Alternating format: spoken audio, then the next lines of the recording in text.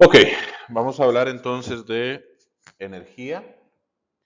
Eh, Obviamente voy a tocar los conceptos básicos de la energía, los términos básicos de la energía y demás, pero en algún punto vamos a ir enfocando cada uno de esos procesos hacia la actividad humana, que es lo que compete para la carrera de enfermería. Por definición, la energía es la capacidad de los cuerpos de producir un trabajo.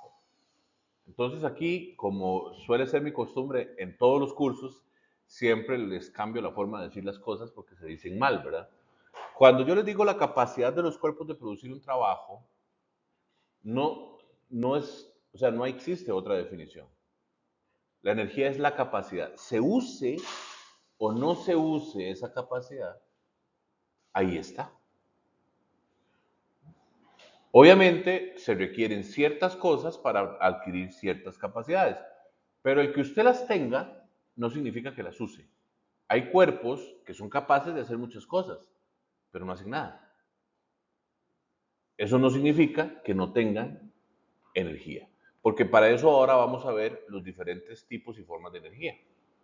La capacidad, no la intensidad, sino la capacidad de producir un trabajo. Algunos dicen, aquí está el culpable, si no existiera la energía, entonces no existiría el trabajo. ¿No? Pero sí, en parte tienen razón. De hecho, la razón por la que usted cobra por servicios profesionales o cobra su salario por lo que realmente le están pagando es para que usted consuma su energía produciendo. De eso se trata. Muy bien. Tipos de energía que son como los más comunes en general. Energía mecánica, que tiene que ver con el movimiento, que quizá es la que más evidente nos deja saber que algo tiene energía. La energía térmica, que tiene que ver con calor, que eso es muy importante para los seres humanos. La energía eléctrica, la energía electromagnética, la química y la nuclear. Esto es lo que conocemos hasta ahora y es lo que usamos hasta ahora. Y lo usamos gracias a las propiedades de la energía. ¿Cuáles son esas propiedades? Bueno, cuatro propiedades de la energía que siempre tengo que valorar cuando evalúo un proceso energético. La propiedad uno es que la energía tiene la posibilidad de transformarse. La energía se transforma, se conserva, se transfiere y se degrada. Eso es energía. Se transforma, se conserva, se transfiere y se degrada. Ese es el acto final del proceso energético. Eso es lo que nos permite a nosotros coger un tipo de energía como la energía eléctrica, transferirla y convertirla en cualquier otro tipo de energía. O sea, la energía eléctrica que usamos en nuestra casa la convertimos en un montón de energías. Usted la energía eléctrica la usa para calentar, la usa para enfriar, la usa para la luz, la usa para generar radiación, para producir sonido, para lo que usted quiera. Movimiento también, ¿verdad? Se conserva. Uf, fue el cambio social de la energía. No solo darnos cuenta que la energía se podía conservar, sino ser más eficientes conservando la energía. Cuando la energía hidroeléctrica o la electricidad en general, en sus primeros físicos, ¿cuál fue el problema que tenían? Que podían producir energía y se daban cuenta el potencial que tenía esa energía eléctrica para generar otras transformaciones, pero no sabían conservarla. Entonces era un problema porque yo creaba la energía, la tenía que gastar. Si no la gastaba, se acumulaba y hacía un desastre. Ahora vamos por el proceso inverso. Ahora nos hemos ocupado de poder conservar la energía lo mejor que podemos, al punto de que ya la movilidad más costosa, como la de los grandes vehículos, es eléctrica. Porque ya podemos almacenarla y dejarla guardada y usarla cuando la queremos usar. Eso no se podía hacer antes. era un problema. Y si usted produce energía y no la conserva y no la gasta, ¿qué va a pasar? Se degrada. Y la degradación de la energía puede ser un problema. Depende de la forma y del tipo de energía que estemos eventualmente utilizando. Vamos a ver un poquito las energías que más acotan a la actividad humana regular. La energía potencial y la energía cinética como ejemplos predominantes.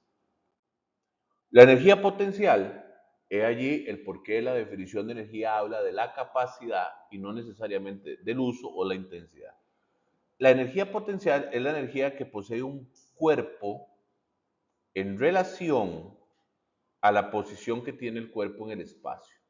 Es decir, es una energía existente que yo soy capaz de transferir incluso sin perderla, pero que no necesito, por llamarlo de alguna manera, recargarme para hacer uso de ella. Entonces, los cuerpos en reposo tienen energía potencial. Por eso, por más vago que sea, usted dice, es que ese man no tiene energía. Sí tiene, y probablemente tenga un montón. Lo que pasa es que es más potencial que utilizable, ¿verdad? Y es una lástima, porque si no se usa, se desperdicia. Piensen en una roca que está sobre una colina. Ahí quedita, reposando, una piedra en lo alto de una colina. Esa piedra ahí quedita tiene energía.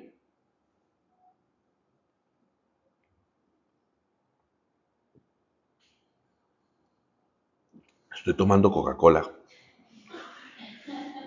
Es que tengo patrocinio, si no, no me pagan. 3 veces lo tengo que decir. Ya me pagaran.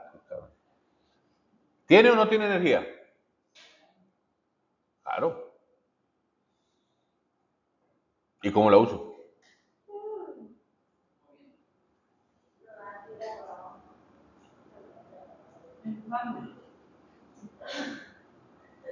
El dibujo les ayuda un poquito con eso. ¿Sí? Esa es la forma exagerada de usar esa energía. ¿Sí o no? ¿Y qué gano empujando la piedra por la colina?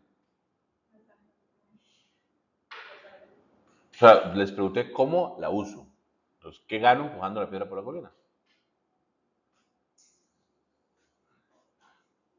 A menos de que yo tenga aquí un objeto que quiero remover, que quiero golpear, o que durante el trayecto yo quiera marcar una pendiente y hacer un surco, es decir, la única forma en la que yo puedo usar esa energía es produciendo un trabajo. ¿Esta piedra tiene la capacidad de arrancar un árbol? Sí.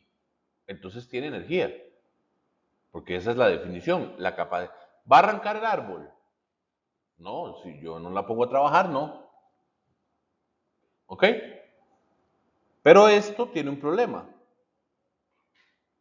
Piensen en que esto sea agua y no una piedra. Eso que ustedes ven ahí, ese pequeño dibujo que está ahí, es el principio de la energía hidroeléctrica.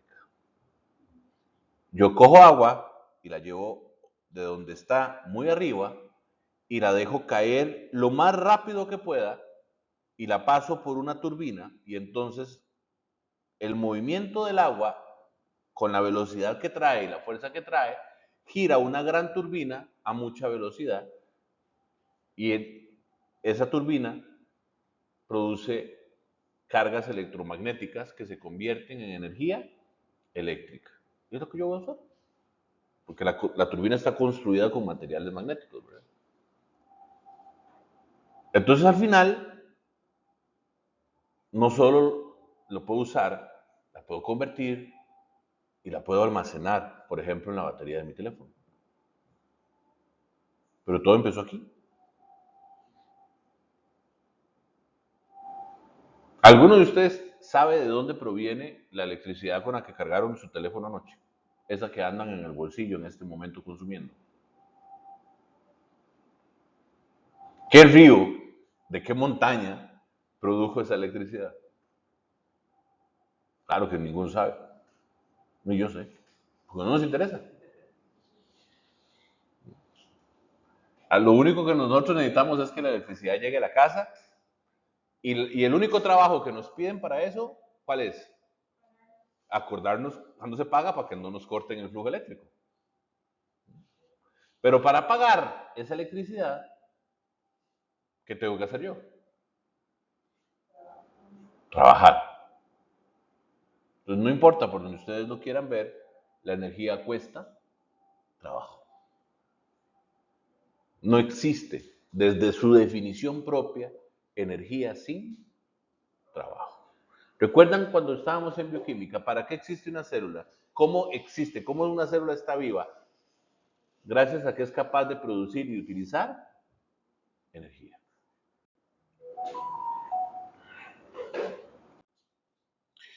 Hablemos de la energía cinética que interfiere muchísimo, pero muchísimo, en nuestro ambiente general, en nuestros cambios.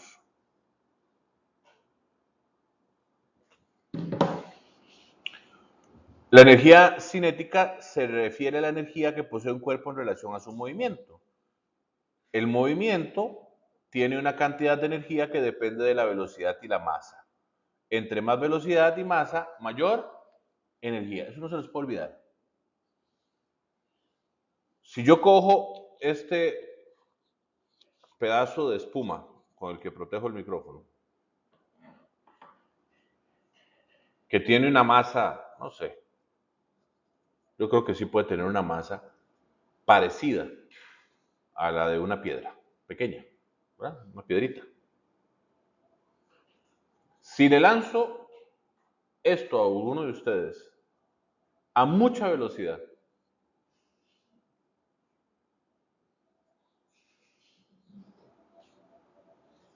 a la máxima velocidad que yo pueda, la mayoría de ustedes no se va a preocupar de que yo lo golpee con esta espuma. No importa la velocidad que use, porque por un tema de masa, la energía que le va a transferir es la que adquiere y depende de su velocidad. ¿Sí o no? Si yo tuviera en mi mano una bala, bueno, la punta de la bala, que es realmente lo que sale disparado en un proyectil, y lo cojo y se lo lanzo en el esternón, lo mato. ¿Qué daño le hago si cojo el plomito del el proyectil de una bala y se lo lanzo a una persona en el puro centro del esternón? A una distancia a la que pueda llegar. Nada le voy a hacer. Porque yo no le puedo transferir mucha velocidad a esa bala. Y voy a depender solo de la masa. Y la masa de ese proyectil es así de pequeñita. Entonces, ¿por qué un balazo mata? Porque es así. ¿En dónde está la ciencia? ¿Por qué esa bala lleva tanta energía? Su masa aumenta. Entonces, ¿cómo obtiene más energía? Ahí está, muchachos. Solo hay dos cosas. Si no es la masa, es la velocidad. Vean el dibujo. ¿Qué está haciendo él? ¿Ustedes alguna vez hicieron eso? Cogieron un ladrillo, lo amarraron y empezaron a dar vueltas y lo lanzaron a ver hasta dónde llegaba. No, ¿verdad? Se, se perdieron de tantas cosas. Bueno, si usted coge un ladrillo, lo amarra y lo quiere lanzar lejos, le da una vuelta y lo tira. ¿Sí o no? Hay algo parecido. Y si le doy 5 vueltas y lo tiro, ¿cuál va a llegar más lejos? ¿El de una vuelta o el de 5 vueltas? ¿Por qué? Es el mismo ladrillo que hizo el mismo movimiento por más tiempo. Entonces, ¿por qué tiene que llegar más lejos el que dio 5 vueltas? Para que llegue más lejos, usted me está diciendo que el de 5 vueltas tiene más energía que el de una vuelta. ¿Por qué? Su masa cambió, aumentó.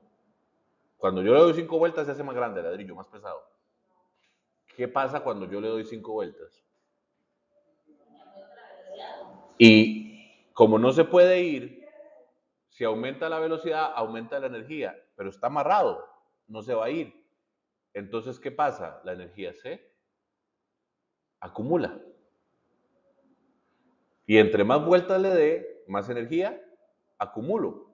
Por lo menos toda la que el ladrillo sea capaz de soportar.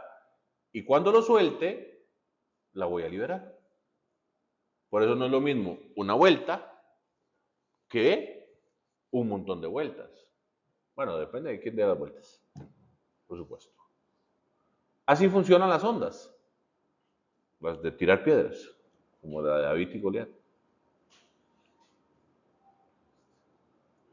La energía cinética se basa en el movimiento y eso es masa, velocidad. ¿Por qué esto es importante?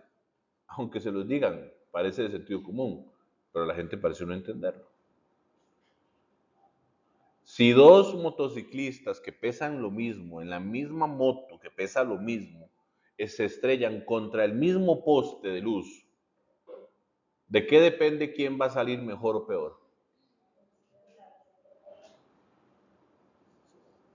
Ese es el factor más importante en el daño corporal en un accidente de tránsito, la velocidad.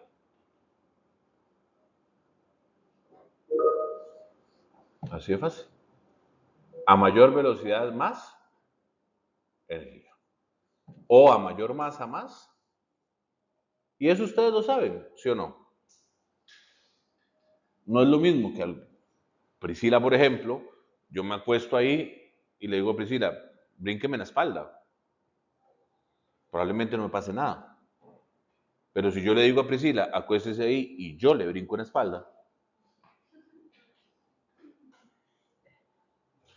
¿qué va a cambiar? ¿Por qué yo le voy a producir más daño? Porque le voy a transmitir más energía. ¿Y cuál es la razón por la que le voy a transmitir más energía? Porque tengo más masa.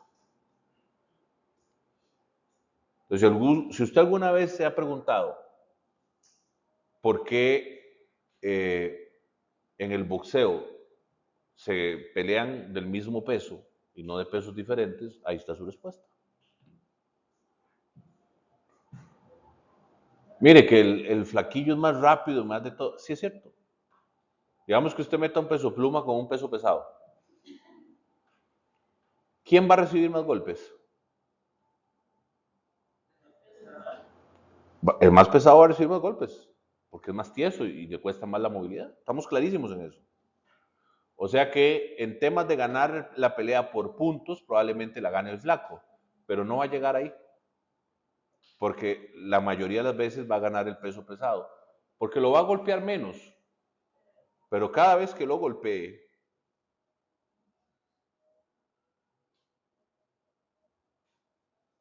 la sensación para el flaquito va a ser muy diferente. ¿Sí o no? Muy bien, eso es energía.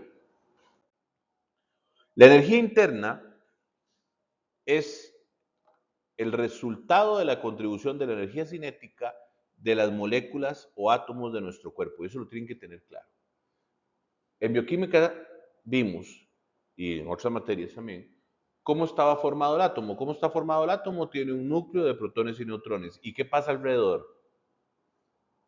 ¿Qué tiene alrededor el átomo? ¿Y qué están haciendo? Están ahí queditos, pegados al núcleo. ¿Qué están? En constante movimiento. Nunca se detienen los electrones. Eso significa que si yo estoy hecho de átomos, no existe mi reposo total, porque todos los átomos tienen electrones que están orbitando, en enlaces o solos, pero ahí están.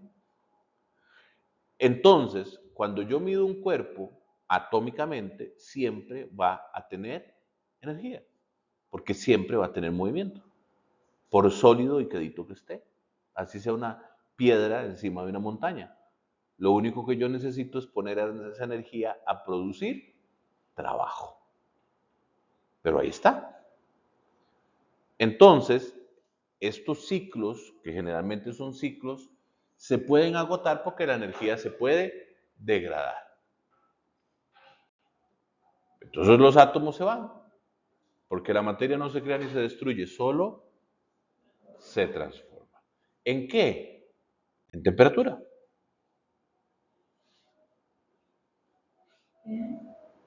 En luz. ¿Por qué si usted enciende una candela calienta y alumbra? ¿De dónde salió la luz y de dónde salió el calor? ¿Cuál es su principal preocupación si usted está solo en una cueva y solo tiene una candela y la enciende? ¿Cuál va a ser su principal preocupación? ¿Qué qué? Bueno, eso es... ¿Y por qué se apagaría? No hay viento, digamos, hay oxígeno, pero no hay viento que la apague. Se va a agotar. ¿Y qué pasa cuando se acaba la candela? Y sin calor. Entonces, ¿de dónde venía la luz y el calor? De los materiales de la candela. Usted está convirtiendo los materiales de la candela en luz y en calor. Por eso la candela se agota. Si no fuera una conversión, la candela nunca se agotaría, porque no se consume. Entonces, ¿de dónde viene la temperatura? Vamos a verlo. La temperatura es la magnitud que mide la cantidad de energía térmica en un cuerpo. Las partículas de un cuerpo se mueven a determinada velocidad, ya se los acabo de decir hace un segundo. El valor promedio de esta energía está relacionado con la temperatura del cuerpo. Entonces, entre más rápido se muevan las partículas dentro de su cuerpo, mayor temperatura va usted a tener. Las cosas se calientan porque los electrones se mueven más rápido y se enfrían cuando los electrones se mueven más lento. Y para que eso pase, una energía los tiene que poner a trabajar. Como la combustión, por ejemplo en la candela, o la radiación ultravioleta, por ejemplo con el sol. Y en el caso del cuerpo humano, ¿cuándo se calienta? Cuando nuestras partículas empiezan a aumentar su velocidad y nos ponemos calientes. Cuando los procesos químicos para mantener con vida las células aumentan, o sea, cuando hago más metabolismo. Cuando mis procesos metabólicos están, como por ejemplo, cuando necesito, en lugar de fabricar las mismas células blancas de siempre, necesito fabricar 100 veces más. Entonces tengo que ponerme en funcia a trabajar el triple, el cuádruple o el quíntuple para producir más leucocitos para poderme comer el montón de bacterias. Y ese aumento de trabajo consume más.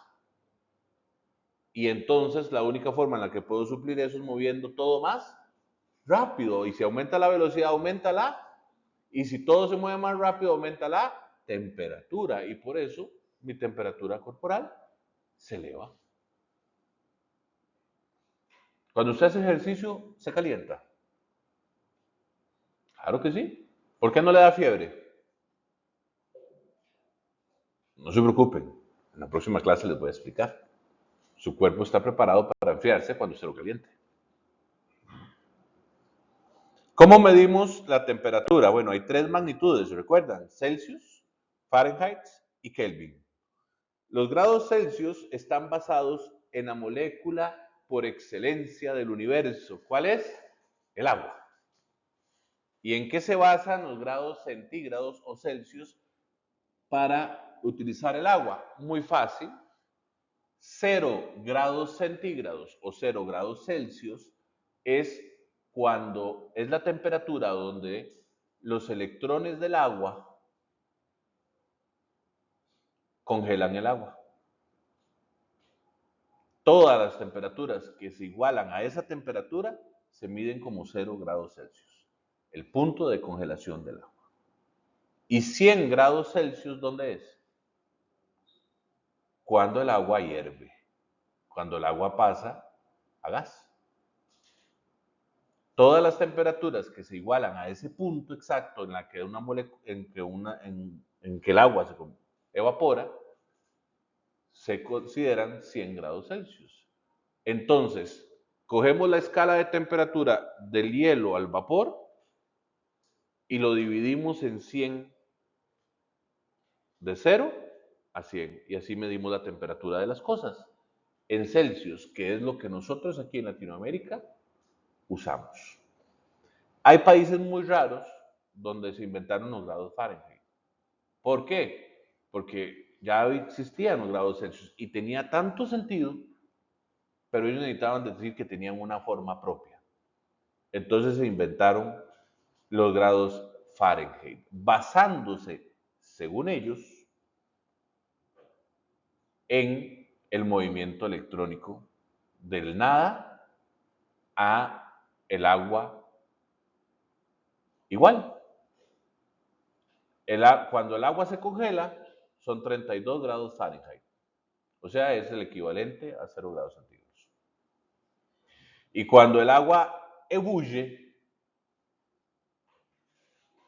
son 212 grados Fahrenheit. O sea, 100 grados centígrados. Y cojan esa escala y la dividen. A todo se acostumbra el ser humano, ¿verdad? Ahí estamos a 32 grados Fahrenheit o Celsius. Porque 32 grados Fahrenheit no salga de su casa, hace mucho frío. Estamos a 0. Rico eso. Me encanta. Y luego el grado Kelvin.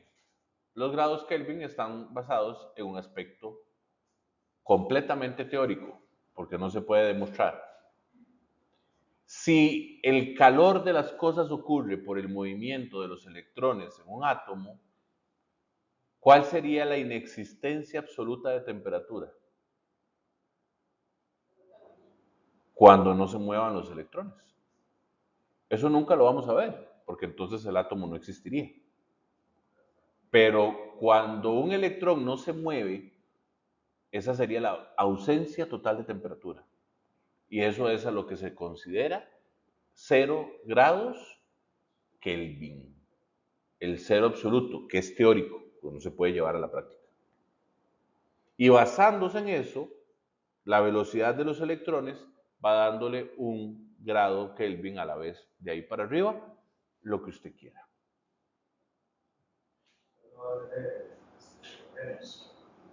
No puede tener menos. No existe nada menos que un electrón parado. De hecho, 0 grados Fahrenheit tampoco existe porque se supone que es el cálculo que ellos hicieron. O sea, 32 grados Fahrenheit equivale a 32 veces la temperatura absoluta cero, que sería lo menos a lo que se puede llegar. Es muy complicado, no se calienta en cabeza. Pero los Kelvin son teóricos. Pero son los que realmente están relacionados con lo que produce la temperatura, que es el movimiento de los electrones.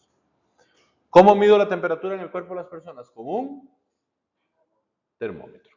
Aunque ya no se usan y están por prohibirse por completo, los termómetros de mercurio siguen siendo los más exactos. Al igual que prohibieron los esfigmomanómetros de mercurio, el mercurio es tóxico. Nosotros lo absorbemos muy fácil, incluso a través de la piel, pero no somos capaces de eliminarlo, se queda dentro de nuestro cuerpo para siempre. Por eso. Entonces, pero antes no importa, porque cuando usted usa un termómetro de vidrio no toca el mercurio, toca el vidrio. El problema es que se quiebra muy fácil y todo el mundo se llena de mercurio. ¿Qué hicieron ellos y por qué el mercurio? Bueno, les voy a contar la cosa tan sencilla y fácil que hicieron para construir un termómetro. Todos han visto un termómetro de mercurio alguna vez en su vida, de vidrio con mercurio. Bueno, el mercurio es un metal líquido.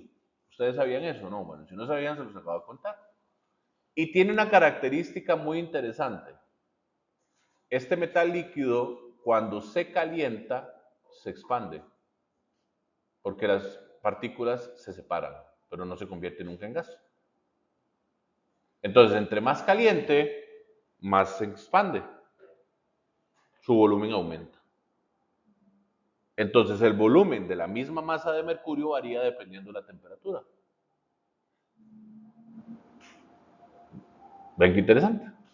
Así que cuando ustedes cogen un termómetro de mercurio y lo bajan, van a ver que abajo se ve una bolita llena de mercurio y dentro del vidrio hay un palito.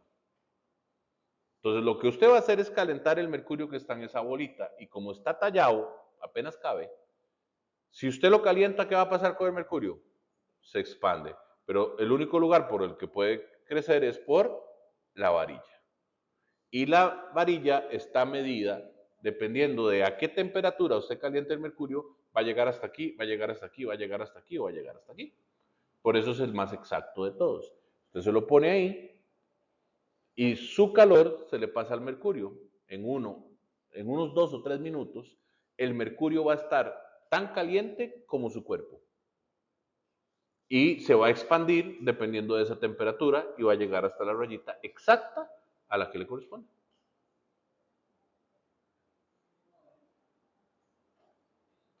De hecho, como futuros enfermeros y enfermeras, les recomiendo, porque además son muy baratos, porque es puro vidrio con mercurio, si los compren unos 2 o 3 y guárdenlos. Ya no los están vendiendo, ya están prohibidos, ahora sí. No, es que o sea, ya hay una prohibición del uso de mercurio. Entonces, hasta que vendieran los últimos que se habían fabricado, ya no se iban a fabricar más. Entonces, si ya no hay, ya no los van a conseguir. Nunca. No. Pero no se preocupen, ahora todo es digital. Básicamente, usted va a coger una plaquita electrónica que se calienta, usted calienta la plaquita y tiene un sensor que le dice cuánta temperatura es la que usted tiene. Es igual de exacto que el mercurio. No tiene ninguna diferencia. El de aquí, ¿verdad? Cuando usted me dice esos de infrarrojo, tienen hasta 5 grados, o sea que nada.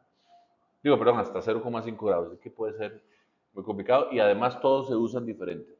La mayoría de las veces fallan porque el usuario no sabe usarlo. Y hay unas cosas que yo ni termómetro les digo, porque no se merecen ese nombre, que son unas cintas que se ponen así, en la piel, y entonces se va marcando. Eso no sirve para ni mierda, eso es basura. O sea, si usted quiere tomar mal la temperatura, mejor use la mano. Usted adivina más que eso. Usted adivina más, o sea, ni se les ocurre usar eso, ¿verdad? Eso falla 9 de cada 10 veces. Ni siquiera sé por qué lo siguen vendiendo. De hecho, yo hace un montón había contado que uno puede medir también la temperatura con esta parte de la mano. ¿Es real o no? ¿De qué? Para medir cuánto tenía de temperatura una persona, el calor de aquí. Desde todo el cuerpo tiene el mismo calor. A menos de que usted meta las manos en... Ahora, las manos es el lugar donde menos se mide la temperatura. Usted nunca usa un termómetro entre los dedos. Ni lo agarre con las 2 palmas de la mano. Eso no se hace. Porque las manos son nuestra herramienta principal. Desde que abandonamos, desde que nos bipedestamos y nos enderezamos y caminamos en 2 pies, nuestras manos las usamos para todo. Entonces, su paciente viene de lavarse las manos. Ya le bajó la temperatura solo por haberlas pasado por agua fría. Acaba de usar alcohol, ¿verdad? O las traía metidas entre las bolsas del abrigo. O sea, las manos no. Busque una zona como la ingle y la axila. Lo mejor sería la mucosa oral o la mucosa anal, como se hacía antes. Pero por un tema de seguridad microbiológica, eso ya no es necesario. Entonces ya no se toma ni en la boca ni en el ano. Ahora se toma en axila o en la ingle. O con infrarrojo en la piel, de la frente. Usted no se a mano no, es el peor lugar del mundo. Pero TikTok aguanta lo que le suban. Y la gente todo lo ve, todo lo cree. En resumen, la energía existe para producir un trabajo. A mayor trabajo, mayor consumo de energía. Y si yo consumo mucha energía y genero mucho trabajo, aumenta mi temperatura. El calor, como cualquier otro tipo de energía, tiene una forma de propagarse, de transmitirse y de convertirse. La transferencia del calor sucede a través de conducción, convección o la irradiación térmica. La conducción térmica es cuando dos cuerpos sólidos se tocan y se pasan el calor, se calientan por fuego o porque uno está más caliente que el otro. Dos cuerpos sólidos que se tocan con la misma temperatura no tienen nada que transferirse. Mucha atención, porque ese es el principio de las hieleras. Dos cuerpos sólidos que se tocan, el que está más caliente va a calentar al que está más frío. Es igual que la ósmosis en el agua. El calor migra de donde está más caliente a donde hay más frío. Así es como se prueba. Eso es conducción térmica. La convección térmica, que es un término muy popular ahora porque ya las cocinas ya no son de conducción, antes eran de conducción. O sea, usted tenía que encender la llama o poner una resistencia a calentar la olla. Cuando la olla se calentaba, calentaba el agua. Cuando el agua se calentaba, calentaba las papas. ¿Sí o no? Era pura conducción uno detrás del otro. La convección es entre sustancias líquidas o gaseosas a través de ondas. No involucra el sólido, de hecho lo ignora, porque son ondas de radiación calórica. Entonces, cuando un producto caliente genera radiación y es capaz de generar ondas, el calor atraviesa el sólido y no lo altera. Por eso, muchas de las cocinas modernas son de convección y en lugar de calentar la olla, se van y calientan directamente el agua. ¿Estamos?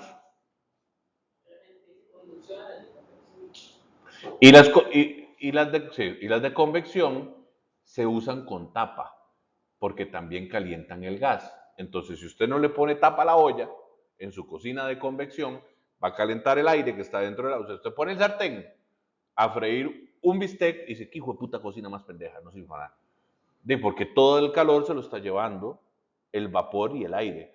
Pero si usted le pone una tapita al sartén, en un minuto se está quemando. Entonces no es la cocina, es usted que no la sabe usar. Y el tercer es la irradiación térmica o la radiación térmica que ocurre a través de ondas que son electromagnéticas y que son de calor. Y esto generalmente un objeto caliente emana esto. Por eso cuando usted se acerca a un objeto caliente, emana el calor y se expande. Entre más caliente esté el objeto, más lejos llega ese calor. ¿Sí o no? Así de fácil. Entonces, en resumen, tres maneras. Conducción, si yo pongo un objeto sólido directo al fuego y lo calienta, ese objeto aumenta su temperatura y todos los objetos sólidos que lo toquen van a recibir esa temperatura. Facilito, es la que siempre conocimos. Convección, usa las ondas, por eso usted pone las manos. Por eso si quiere calentar las manos, no toca el disco de la cocina, no toca el fuego, ni el tronco, ni coge un carbón, porque se quema. Entre más lejos esté de la fuente de calor hacia arriba, lo que usted va a aprovechar es como el aire, porque la convección es a líquidos y gaseosos. No, el calor no le llega a través del fuego, le llega a través del aire que el fuego calentó, porque es el cuerpo gaseoso. Y cuando el aire se calienta, sube. Y la radiación es el calor que se irradia alrededor de un cuerpo caliente. Por eso las chimeneas son tan funcionales. Son un desperdicio de energía, porque la mayor parte del calor se va para arriba. Pero la radiación que provoca calienta el lugar. ¿Sí?